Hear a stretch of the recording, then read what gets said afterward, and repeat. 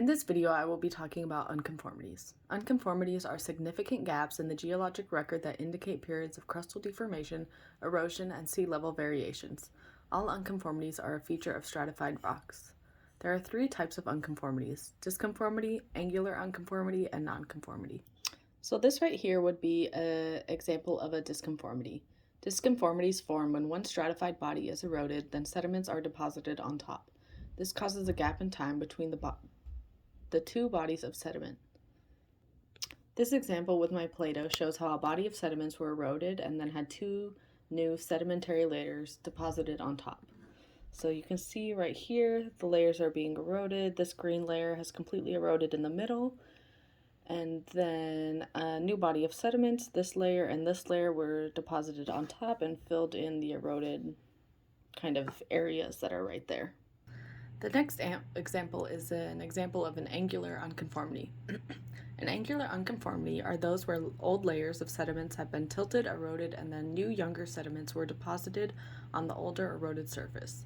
This is formed by deposition of sediments, uplifting and tilting of those sediments, erosion of those sediments, and then deposition and erosion of a new layer of sediments on the old uplifted sediments, as you can see here in this diagram. So as you can see, this would be the layer of sediments. This would be that same layer of sediments after they have been uplifted. You can see they would be uplifted by this blue part right here. And then this layer of sediment right here would have been eroded away. And definitely not the most perfect example, but then you would have deposition of new sedimentary layers on top.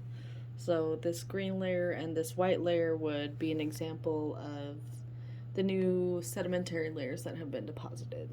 So these layers were here, they were uplifted by this, they got eroded away, as you can kind of see here where the layers end, and then there would be these new depositional layers on top.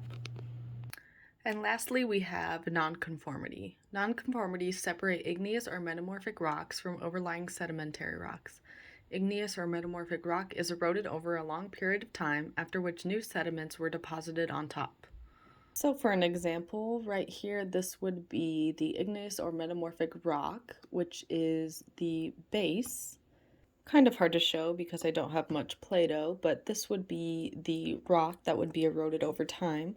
So the little holes in the base that you would see would be the rock that was eroded. And these colorful things you see on top of the base blue rock would be the new sediments that were deposited and have kind of filled in the spots right here where the base of the blue block has been eroded and there's new sedimentary rock on top.